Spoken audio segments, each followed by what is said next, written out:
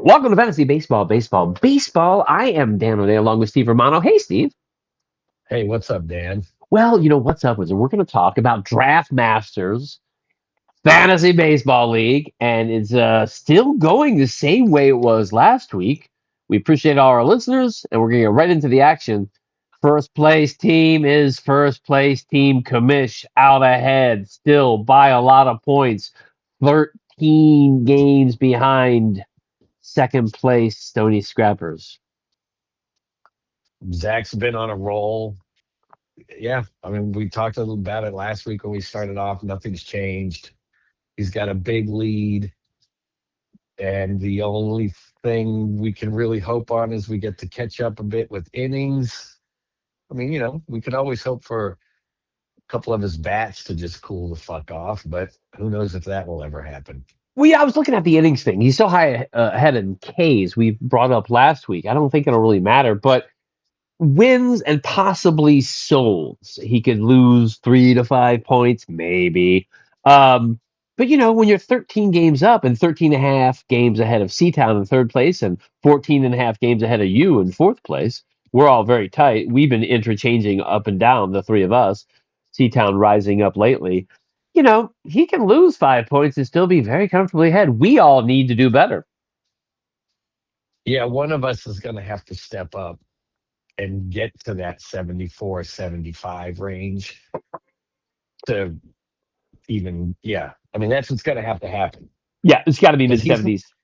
he's not coming down to the 60s. No. That's not happening. No, we need to come up to the 70s. And whether it be some player waking up or coming off the IL or a trade made within the league or some rookie who comes up and does well or some good free agent pickup, the three of us need to do better. And here's the thing I don't think the teams behind him are that far back because Highland Park is only 5 games behind you. And as you know, in this league, you can gain 3 to 5 points in any time. And Highland Park has been coming up in batting points, I think, a little since the trades made. And right behind Highland Park is eighth, 5 games behind them in sixth place.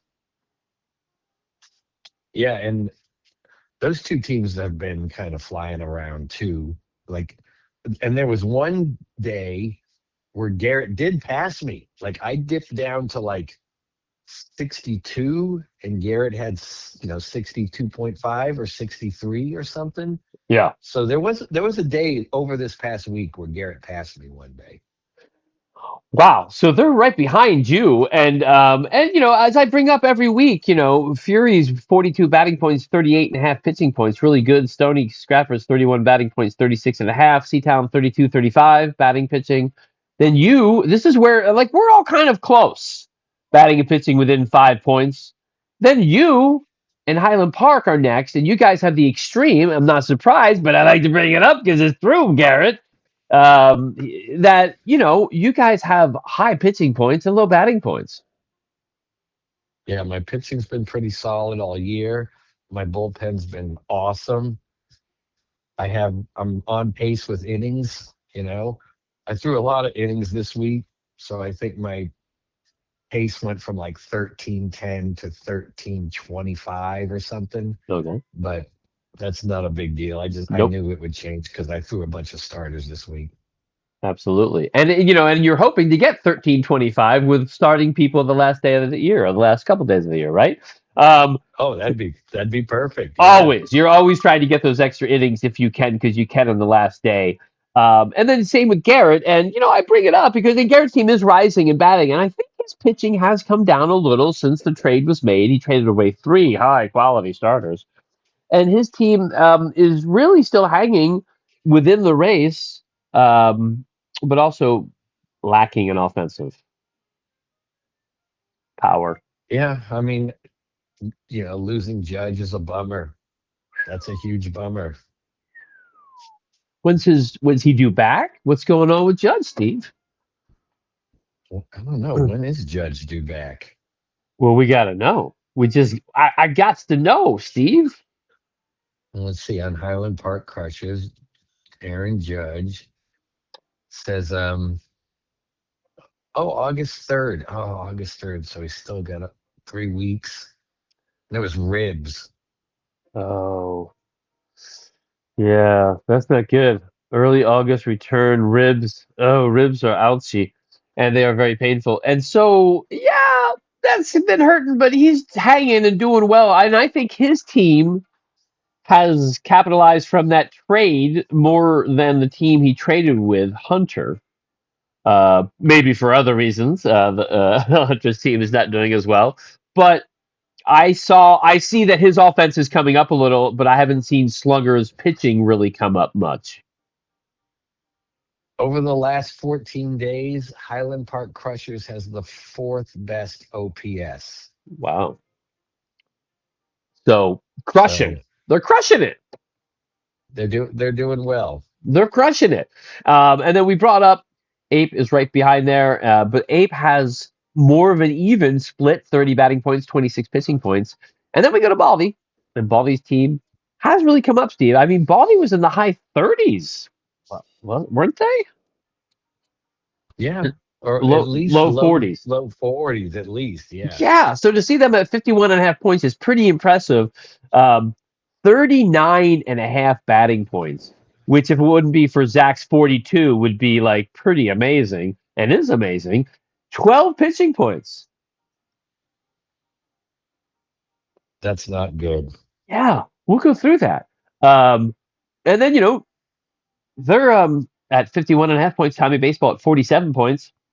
Sluggers down to 36 and a half points, and Big Al's long balls at 17 points, which is great to see because Big Al long ball had been 8 batting points and 8 pitching points for weeks and weeks and weeks and weeks. And right now, anyways, Big Al long ball is 9 batting points and 8 pitching points for 17 points. So, doing better. Just to throw a little shout out to Baldy because he always says like you guys should talk about my teams. I just pulled up some things I throw in a folder. And a month ago, Baldy was in ninth place with 43.5 points. Wow. But also a month ago, just to prove it can happen, Zach was in first place at 74.5. And Seatown was in second at 71. So that was a month ago. Wow. That's interesting. So Yeah. Zach's lead at first has widened. Yes, sure. Zach has, you're like, yeah, Yeah. you can look at it either way. On one way, you can be like, so see, he's not, a month ago, he was super close. And you're like, yeah, but that means over the last month, he's been even better. Yeah, yeah. So it's been, and the interesting thing about Baldy's team is his offense is really being great for him. He's got a really good offense. Langoliers, Keel, Freeman, Marte, Chisholm Jr., Swanson, Louis Garcia. By the way, Garcia for the Nationals, just amazing year. He's batting 284.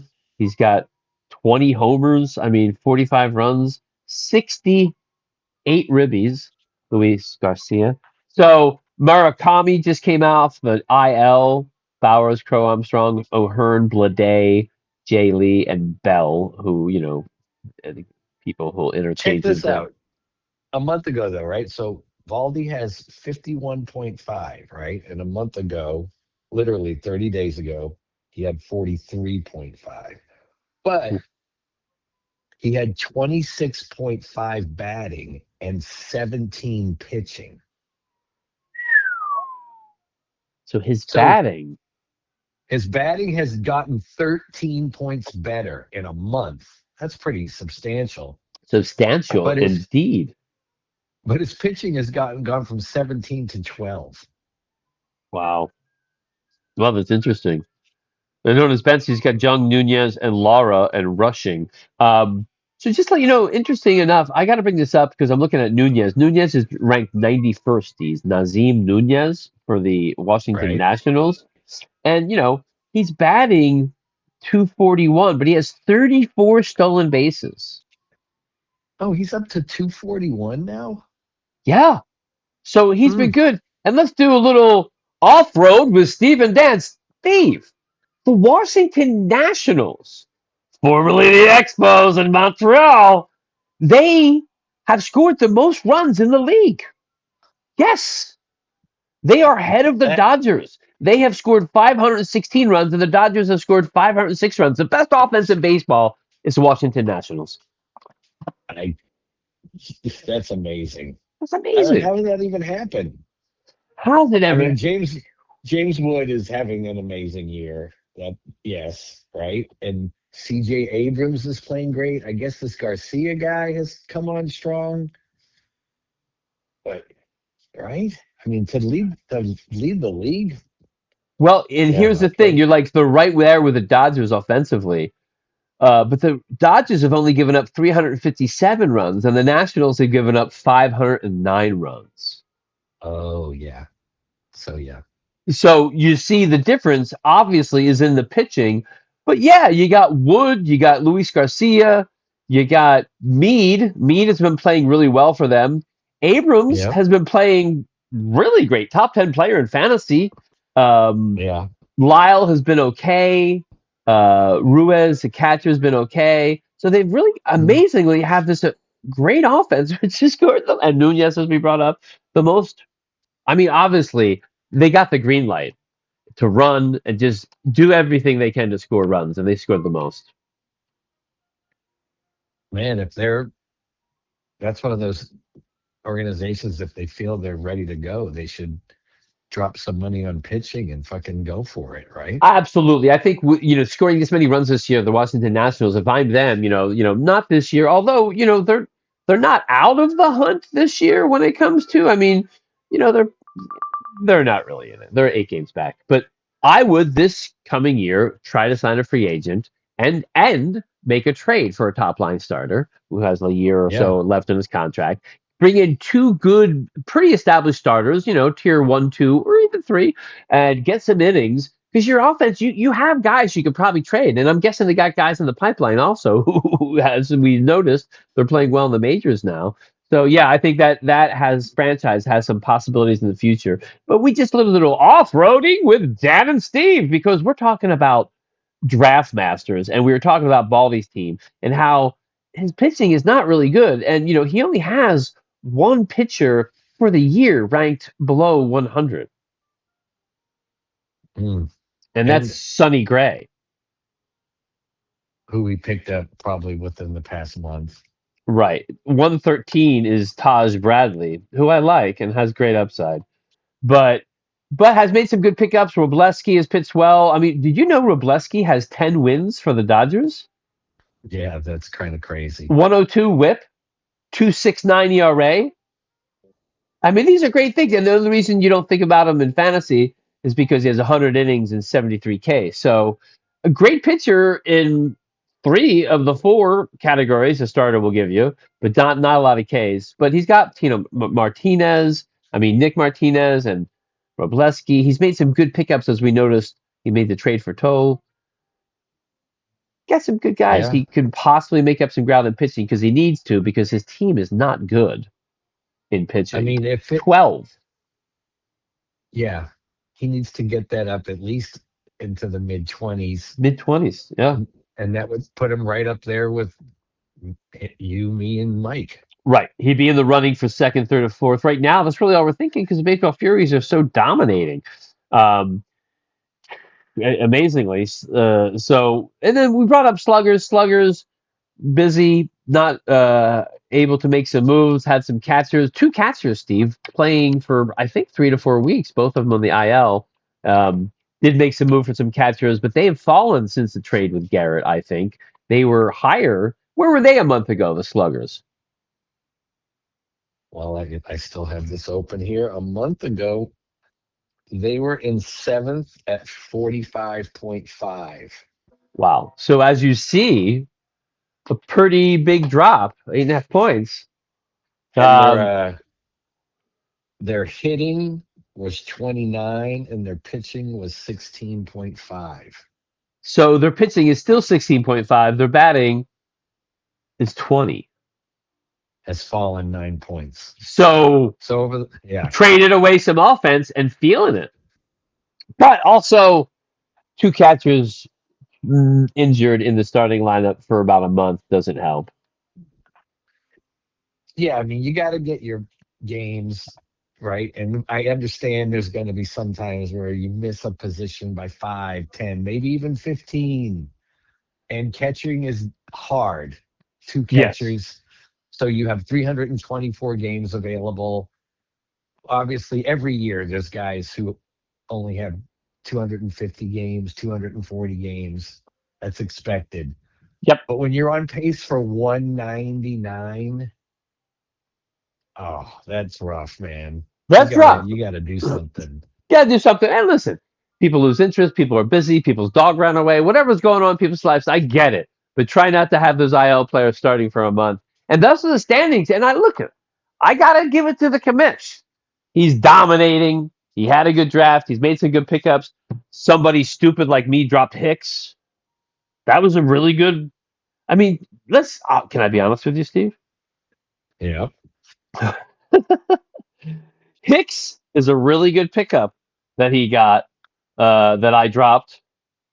And Tanazzi, I also had, I believe, before him, who's played really well for him. So Yep. two of his key players are guys that I had, but I dropped. He may have Well, even there's had more too. Antonazzi before me and dropped him. I don't know, but I had him and I dropped him, and they're both playing great. And I would probably love both of their stats on my team. And I think I'm not sure, but I think Garrett had Alec Burleson and dropped him. Yep. And Burleson's ranked 47th, right? He's got 67 RBI. Wow. And he was just And dropped. then, yeah, he was dropped. I'll Batting pull that up in a second. 273, And 15 then homers, 67 ribbies, 49 runs. Wow. another one, I had the pitcher Max Meyer from Miami. I Right. had him and I dropped him. Now he's ranked 49th, 2.58 ERA, 1.11 whip, 9 wins. So he's made some good free agent pickups the commish has. Yeah. And as always, people have done some premature drops. Including me. I mean, I keep bringing up the Hicks one because it's a big one. I also had Muncy, who slowed down considerably, but still, those were good stats I had. But I had this position, corner, infield, first base, third base snafu issue, and I dropped them, and I shouldn't have. And Hicks, I just was stupid of me to drop. So those are what's going on in the league, Steve. And Commissioner is way ahead still, hoping to make some ground. You, me, and Mike are right there with Highland Park and Ape right behind us, and Baldy on the upswing, and Tommy Baseball sticking. Tommy Baseball has really been pretty consistent. Like, seventh, eighth, doing okay. Where was Tommy Baseball a month ago? I'm super fucking active too. I He know, I still love pays it. attention and he knows about the young guys and the He goes to as prospects. many games, if not more, than any of us because he can get those dollar seats. For reals. For Um, reals. he was at Tom was in eighth at 44.5 a There month you go. ago. So he's at 47. He has risen. He is active. It's great to see. And speaking of And real activities, quick, yeah. I went back and looked and searched through the transactions. It was Rick who had Burleson, and he dropped Burleson on April 8th, and Zach grabbed Burleson for $4 on April 10th. So the guy who didn't keep the catcher from Colorado also dropped Burleson? Yeah, yes, he did. Oh, did I say that out loud? I'm so sorry. And listen, without a doubt, just like I brought up that Ape did, I do the same things. I bring up the Hicks thing. There's so many players for what, and it's funny, Steve, because you have a roster, you have so many players, you have so many guys on the bench, and it seems to get tight. And you're in this decision making process. You're like, who can I drop? Wherever it is in the season. In the beginning, we're talking about. And you're like, for whatever reason, you think you should hold on to this one player. You just know you really should hold on to this. So you're going to drop this other player. And then within 3 weeks, that one player you really needed to hold, you just dropped because you didn't need. And the guy you dropped because you needed to keep that guy goes off on a tear. Yep. Uh-huh. It's not fun. I mean, we've all been there for sure. But I, yeah, it's it's it's something that Zach has been the beneficiary yes. of three or four of those premature drops have all ended up on his team, and they're all fucking kicking They're ass. kicking ass, and that's why he's so far in first. So it's all our fault. And his great managing, which has been good. He had a good draft and making some good plays and getting those players that we dropped. Let's go back. I like to look at some of the pickups. I find them interesting because of the names and also because of some of the moves.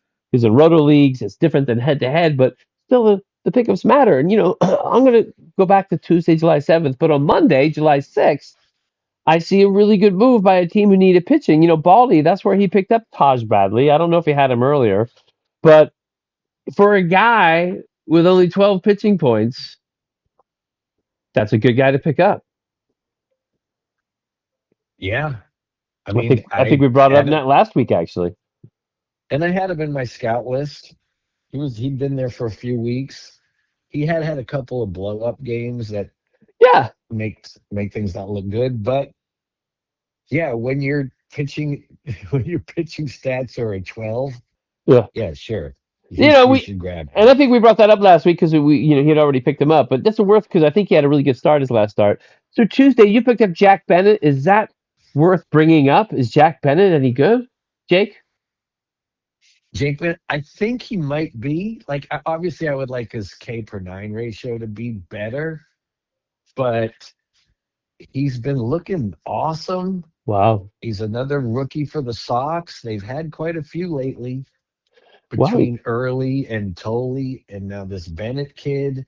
Well, Steve, in And his they last also, four yeah, starts, go don't ahead. lose your train of thoughts. In his last four starts, all above 6 innings, 6.1, 7.2, 7 innings, he's only given up 3 earned runs in his last four starts. Yeah. I mean, really, the only downside is the K per nine. Yes, He in might, fantasy. In real life, the Red Sox are loving him. In fantasy, you feel that hit sometimes.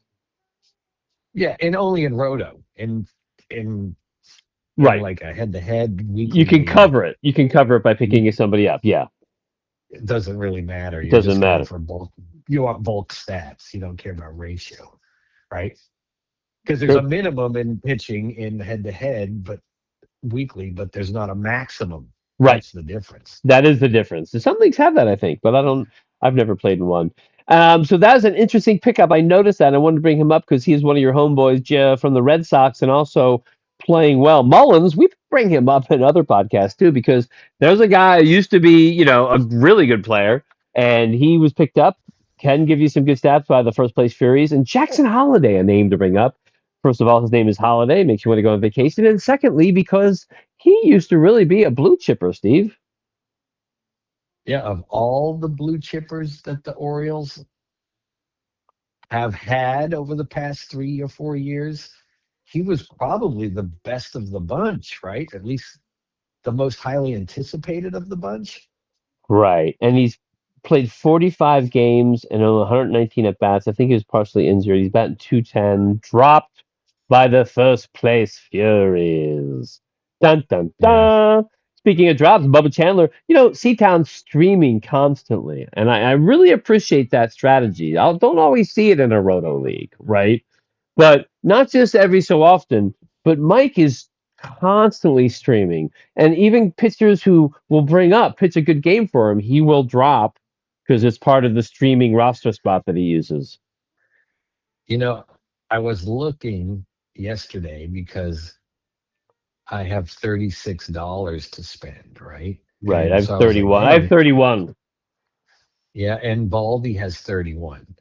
Um, but Mike is down to 22. Oh, and Zach's at 33. Wow. So we're all kind of close, to be honest with you. All the leaders, anyways. And Baldy also low. So the reason I bring up his streaming, he dropped Bubba Taylor and picked up Trey Savage. Uh, I thought that was worth bringing up. And Brandon Sprout, also, I think worth picking up. Hasn't he been pitching well? Did he pitch well for you after that pickup on Tuesday? No, he did not. Oh. But it was kind of shitty because he was supposed to pitch the day before. It got rained out. They scheduled it Oh. for a double header the next day, and that first game was one of those super early 9 a.m. West Coast starts, And that was his you game? know? And that Yeah. was his game, and he got kind of rocked. Oh man, so that's interesting. That is a true thing. Not a really great situation for him. He should have adapted. He's a professional athlete, but sometimes they're affected by stuff, and he's a young guy. So then, Seatown Cantillo picked up, and Hogan Harris was dropped. Any other drop? Highland Park Crushers dropped Semyon, Marcus Semyon. He used to be a great player. Remember? Yeah, I mean, when Texas signed Corey Seager and Marcus Semien, right? That was what they did. I mean, Yep. that was. I mean, they spent a lot of money on those two guys, paying them like 60 million a year to man the middle of the infield, and nothing really materialized Nothing from it, materialized right? at all for them. He had that one good year. The A's traded him to Toronto. I think last year's contract was in Toronto, or maybe he signed a 1 year deal, but I think he was traded. And in that 1 year in 2021, he had 45 homers on 102 ribbies and batted 265. For Toronto, Yeah, 115 runs scored. wow. Yeah, And and then he 50. signed the big contract with Texas. Right, 50. Yep, exactly in 2022. And listen, I gotta say, Steve, his first few years in Texas were pretty good. His first few years in Texas, 26, 29, and 23 homers, 83, 174 ribbies. He batted 248, 276, and then 237. But he scored over 100 runs, 101, 122 in 2023, 101 runs in 2024. So, overall, 40 doubles in 2023. Overall, he did pretty well those first few years. Hmm. Low batting average, and then last year he bit the bullet. I mean, and it exploded him in a bad way. I think he was injured. 470 at bats. He batted 230. Now with the Mets, he's batted 214, and he's dropped. And we only bring up because we did a little off road on the once superior Marcus. I mean, who's now been dropped by the Highland Park Crushers. Any other pickups or drop interest you? No, I mean Highland with Clevenger, I can see that. Zach does give up on Cedric Mullins a few days later. That makes sense. Yes. Mike with Helio Ramos from the Giants. Yeah, I get it. He was a top ranked guy. If you looked at free agents, he was always in the top 15 or whatever. Yeah, Casey got hurt and he's on the IL. So, Yeah. and then Zach picked Oh, up Fury. Tolbert. Yeah. And he dropped his boy, Austin Riley. Wow, Austin Riley must be doing really bad. Well, Steve, he is doing really bad. He's batting 207 with 9 homers and 343 at bats. Ew. He hasn't really been that great since. I mean, he's had some good years the last couple of years, not bad. But since 2023, that's the last time he had over 30 homers. He had 3 years in a row over 30 homers, batting 303, 273, and 281. But since that, not so much. Injuries and other issues for Austin Riley. So he was dropped. He is a guy that Zach's had many times through the years since his Yeah, I since think his glory days. he's one of Zach's boys. Yeah, absolutely. We'll bring up Kirby Yates was dropped by Baldy because Baldy did it and he likes to hear his name. Troy Johnston. That's actually a pick dropped by Baldy that I was like, that's a guy maybe to look at later on the free agent thing. Troy Johnston having a good year for Colorado, I believe, and is batting over 300 and 276 at bats, batting 301. So if you're looking for average, 39 ribbies. So Troy Johnston playing well, especially when at home for the Rockies. Would you? Why'd you give up on Keckering? Kirkering. Well, I was in a position, so I got two starter relievers, right, that are relievers, and I had five, and I ended up with six relief pitchers that are just relief pitchers, and there's not six slots for just relief pitchers. There's a Yeah. relief pitcher slots and the pitcher slots, and that's five, and I had six, and for a while it's like, oh, I'll just rotate when they're not pitching, but I was like, kind of wasting a spot here with six relievers, not counting the two Yeah. And starters or relievers. I'm just like, I don't really need to be rotating in a guy for into RP or P. So I dropped Kirkering so I could pick up an offensive player. I've had some injuries, and but I have seven relievers collecting holds. And Kirkering, although really good stats, had the lower amount of souls. So I was like, even though hmm, pitching well for my home team, I kept the guy Soto. I kept Soto over him. Soto was horrible. ERA and WHIP You look at his last few years. He's had higher end whip, but you know what? You know who they're going to get saves in Pittsburgh a lot? Soto. So Hmm. I'm like, I'd rather keep Soto. He's giving me a lot more sold, to be honest with you. So that is the answer to your question. Um, who's Tyron Guerrero for the Red Sox? You know anything about this relief pitcher? I know he's Tyron. been pitching good, but he's not. Obviously Chapman's the ninth, Whitlock is the eighth. He's a young kid who's been effective since he's gotten called up, who could get a small amount of holds, but have some good ratio numbers. I'd like to apologize for Tyron, for calling him Tyron. Um, Blaze Jordan, a fun name because their first name is Blaze, or at least that's what they've gone by, was dropped by Ape in that move for Guerrero. Then I picked up Jake Mangum because we'll go over it in a second, but it's very tight in the stolen base department. Well, let's go over it now because it's kind of it's like the one category that I feel is like pretty darn tight in the stolen bases, Steve. Yeah. I'm at 104, and ahead of me is 107, 108, 109, and 113. Yeah. And then first place is only one. I mean, second place is only 119. And then Baldy way ahead in stolen bases with 137. He's got 137 in 1 second. 119. Hmm. But two through Well, seventh is 119 to 104 within 15, which is, it seems like a lot, but we got half a year almost. let me tell you this: over the last 14 days, Yes. Baldy leads the league with 18 stolen bases in 14 days. Who's second?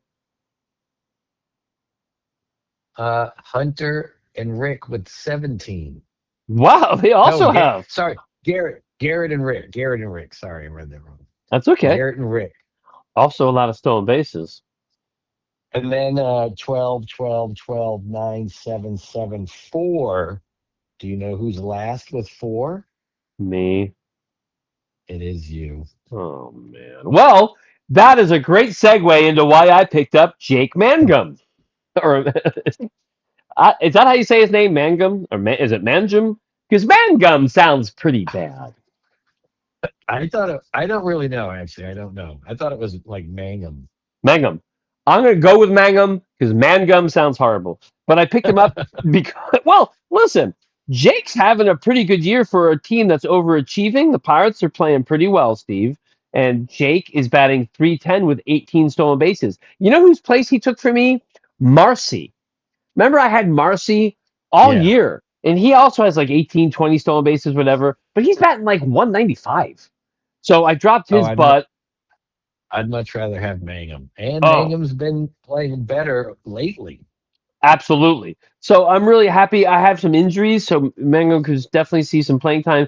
Then look at Seatown. We talked about the guy a few years ago. He had a few 30 home runs. Last few years, he's been good, had some injuries, but not great. Austin Riley picked up by Seatown. And I find this interesting because he dropped Bradish. Remember, I think we talked about his Bradish pickup last week. And Yeah. and so He- and so I was interested. I was like, oh, did Bradish pitch bad for him? So I went and checked, and Bradish did not pitch bad. Bradish was part of that slot he has for streaming pitchers because Bradish got the win, pitched 6.2 innings on the 11th, 2 hits, 1 run, 5 Ks in 6.2 innings, a little low in Ks, but he pitched really well. But it didn't matter because that is a slot for Seatown to stream. But this time he picked up Riley. Must have needed a third baseman or a corner infielder. Betting on a bounce back upside. I mean, at the beginning of the year, Riley was a bounce back candidate, but it Absolutely. hasn't worked out. Yeah, and Seatown has a few players like that, that could really start to explode. And Bradish pitched really well in the 11th and was dropped on the 12th. So then I picked up Tristan Peters, and I bring that one up because I like Tristan Peters' upside, playing well for a first place tie Chicago White Sox. Yeah, I went and looked him up yesterday, and I think I put him in my scout list. but there was some underlying numbers like hard hit rate, barrel percentage, stuff like that I didn't really like. And but then I thought that the other day too, and he's kind of continued playing well. So sometimes it's like the Josh Bell thing when I said that about him a few weeks ago. Like sometimes there are guys who are going to outperform those numbers, and it just doesn't fucking matter.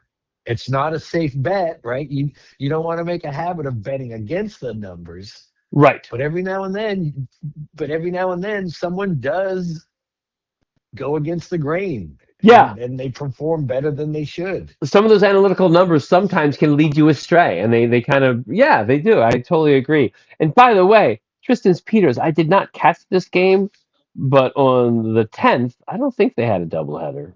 Um, for the A's, he went 4 for 4 with 2 runs, a double, triple homer, and single, had the cycle, 4 ribbies. So had a good Nice. game. Yeah, that's a nice game. Had the cycle on unless they had a doubleheader on Saturday, which I don't think they did. I don't remember any doubleheaders. I mean, on the 10th. So some interesting, and then at the end we see some last pickups there Mhm. by Hunter Yep. and his Yep. teams, the Sluggers. I, I threw Hunter a bone in the thread. I told him, hey, move these guys to the IL, drop this fucking guy. And I told him to pick up 3 guys because he should have 3 empty slots, but he only picked up 2. Right. But Well, he needed to get, one of the reasons is one of the guys you suggested to pick up. I think you put on the board, right? Um, yeah, you posted that, didn't you? Um, yeah. Well, I and mean, I you threw like five. one of the guys you said pick up was Mangum, Oh, and okay. I saw that, and I was already considering him because I dropped Marcy a couple weeks back, and I'm like, I better pick him up now before Hunter does, and so that Yeah. inspired me without a doubt because I was already considering him. And then he picked up 2 catchers. Jeffers just came off the IL, so now he has 3 catchers, which is great to see. 2 of his catchers are named Diaz, and he dropped a pitcher for Houston, and I just like his first name, Tatsuya. Yeah. Before I suggested he drop him, I mean, I went and looked at his underlying stats too because I understand like saying, hey, I know you're a Houston guy. You should drop this Houston guy isn't a win right up front. So I wanted to make sure it was actually the right suggestion. And I looked and I was like, oh, yeah. And then I even looked at his splits and went month by month. And I was like, yeah, no, he can go. There's no need to be holding on to that dude. Well, the thing is with him, I'm looking at his game log. He has 6 innings, no runs here, 6 innings, no runs there, 6 innings, 2 runs, 6 innings, 3 runs. But he has a lot of blowups, and his overall stats are 6.06, 6.06 ERA, and a 1.50 WHIP. So you're not getting anything from him. So that was not a bad drop. He is a Houston guy. So nice to see Hunter filling the spots. But as we You know, review the league, yeah, about Hunter no, or I was going to say one more thing Tatsuya. about like underlying stats Oh yeah. because with the All Star game coming up, um, like a couple of people, there's always starters who don't play, and then people get announced as replacements. Well, Cedane Rafaela, the Red Sox outfielder, is the All Star. So I was like, oh, nice. He seems like he is having a good year. I'm going to go look at his stats. Well, for starters, defensively, not that that really matters with All Star selections, but he's a top 5 overall defender. Right? Bobby Witt's number 1 for what it's worth. Wow. Um, yeah, Bobby Witt is basically number 1 on every type of defensive list that tries to rank everybody with positional rankings and fluctuations. But Rafael is a top 5 guy. And then I go and I look at his hitting, and you're like, sure, the numbers, the top numbers that we all see, he's average is a career high, his on base is a career high, his slugging is a career high. You're like, oh well, that's all great stuff. Everything seems like it. But then when you look at like, oh, his barrel rate is like half of what it was last year, and Oh. his hard hit rate is kind of fucking shitty. Like it's definitely wouldn't be in the top like 80 of the league. And when you look at like his K rate and his walk rate, his swinging strike rate, like that's a guy. Well, he's been on my team now because I think someone dropped him, like Baldy dropped him, and I grabbed him, and it has worked out well for me. But that's a guy like when I'm looking to make moves to pick someone up, I would have looked at those underlying numbers and I'd have been like, no, I'm not buying it. I'm not going to grab him. Right. And then it might have fucked me in the end. Like, because what I'm saying is the same type of thing I might have seen at Tristan Peters, been like, but then you're like, oh, does it? Sometimes that shit doesn't fucking matter. Sometimes it doesn't. It doesn't, and sometimes it depends what stats you're looking for too. Real quick before we get off, wanted to talk about the Red Sox have won 9 in a row. The Red Sox have won 9 in a row. They're 13-2, I think, Right, or and 14-2. They're 14-2 over the last 16. they're now half a game behind a wild card spot. Although Seattle and Minnesota are ahead of them, tied for the last spot. So they're back. They've changed their whole approach. They're no longer looking to trade. Maybe, huh? Yeah, yeah. Like a week ago, or over the past week, I saw an article from this perspective up here in Seattle saying, "Is Wilson Contreras the prime target for the Mariners? A right-handed hitting first base DH guy." And that might have been true like 2 weeks ago. The Red Sox, he was probably him and Chapman were the Red Sox two biggest trade chips, but they ain't going to trade him now. No, now I now I they're think they're in the now thick they're of it. all in.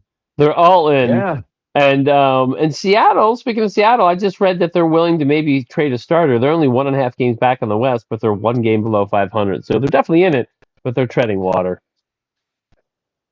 yeah. And Seattle's man, their hitting has been terrible, and their splits are just terrible. Like they can't hit left-handers at all. It's like Wow. they're a bottom three team in like Against every lefties? almost against lefties by almost every stat. So do they need to trade for a lefties masher and a person who can be in the lineup every day? Or just a lefty masher? It's hard to say, right? I mean, they because they made that trade for Brendan Donovan in the Yeah. offseason and he's Yeah. been injured, so that did not work out. And then they signed Rob Refsnyder, who for the past 3 years on the Red Sox has been a lefty mashing specialist, and that just hasn't worked out. So yeah, they got no right hander. And then Julio, I looked at his splits the other day. He's okay against lefties. He's not elite by any means. I mean, he's good, like 840 OPS. Sure, that's good.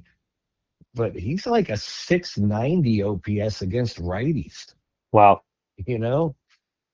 That's So yeah, that's not good. Well, they're the third. They've scored the third. They're tied at 392 runs scored. That's the third lowest in the AL.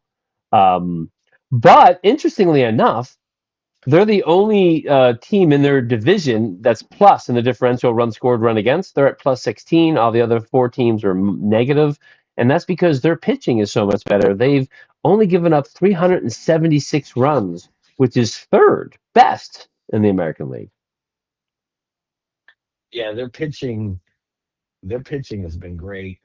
And they haven't even had a good stretch where everybody's on, right? It's like, oh, this month, like, Wu and Gilbert were awesome. And then this month, Gilbert and Miller are awesome. And then this month, it's Hancock and Miller are awesome. If they could get a month where like three or four of those guys are all rolling at the same time, I mean, it's an impressive lineup of rotation for sure. It's a great rotation, but I do feel they'll probably need to trade somebody. I don't know who they got in the pipeline, but maybe one of those top 4, 5 guys because they need some hitting if they're going to contend, and they're definitely within contending reach. But that's real baseball. We were talking fantasy about baseball, and DraftMasters Fantasy Baseball has the commission way out in front, so it's up to us to come back. We're past halfway through the season at the All Star break, and there'll be no baseball for a few days, and that'll make me sad. Yeah, the All-Star break's always a bummer. And it used to be like the game was on Tuesday and games would start back up Thursday. Now they really don't start back up till Friday. So, Well, I think we talked about it earlier, none of this podcast, but there's one game on Thursday. It's the Phillies Mets, right? So there's only one mhm. game after the All Star break, and then all the other teams start playing Friday, Saturday, Sunday. But the Phillies Mets aren't playing Friday, which is just weird. Yep, I don't like it. I don't like it, but you know what I do like? I love baseball and I love DraftMasters, and we're coming for you, Zach. I'm Dan O'Day along with Steve Romano. Thanks for listening. Cheers. Have a good one.